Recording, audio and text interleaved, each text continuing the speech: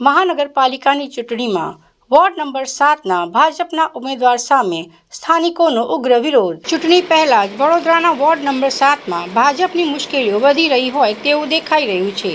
ભાજપના ઉમેદવાર શ્વેતા ચૌહાણ સાથે સ્થાનિક રહીશોમાં ભારે આક્રોશ જોવા મળી રહ્યો છે। સોશિયલ મીડિયા પર અત્યારે અનેક પોસ્ટરો વાયરલ થઈ રહ્યા છે, જેમાં રહીશોએ શ્વેતા ચૌહાણને આ વિસ્તાર માટે અયોગ્ય ગણાવ્યા છે। કોયલી ફળિયા અને જૂની પોલીસ લાઇનના મતદારોનો આરોપ છે કે ગત ટર્મ દરમિયાન આ ઉમેદવારે વિસ્તારના પાયાના પ્રશ્નો ઉકેલવામાં કોઈ જ રસ દાખવ્યો નથી।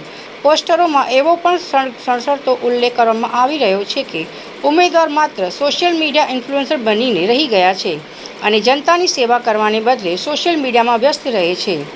સ્થાનિકોએ આક્રમક વલણ અપનાવતા શ્વેતા ચૌહાણને ચેતવણી આપી છે કે તેઓ મત માંગવા માટે આ વિસ્તારમાં પ્રવેશ ન કરે।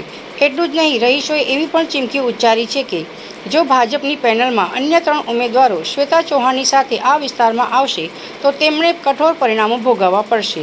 ચૂંટણી પ્રચાર શરૂ થાય તે પહેલાં જ મતદારોનો આવો મિજાજ ભાજપના નેતાઓ માટે ચિંતાનો વિષય બન્યો છે। હવે જોવાનું એ રહેશે કે પક્ષ આ આંતરિક વિરોધને શાંત પાડવામાં સફળ રહેશે કે પછી વોર્ડ નંબર 7માં ભાજપને મોટું નુકસાન વેઠવવાનો વારો આવશે।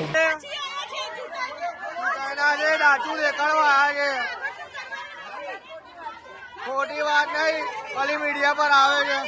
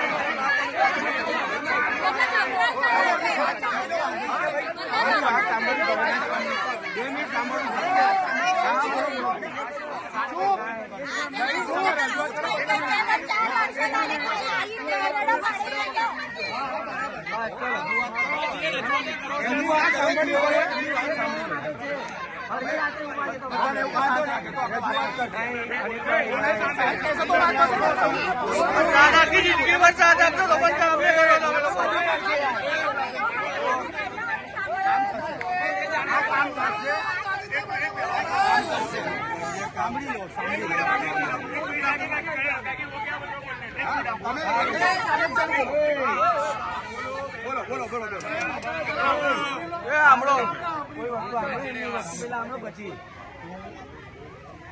તમામ ભાઈઓ બહેનોને મારી એક વિનંતી, આપને મારી વાત યોગ્ય લાગે તો સાંભળજો, બાકી વિષય એટલો જ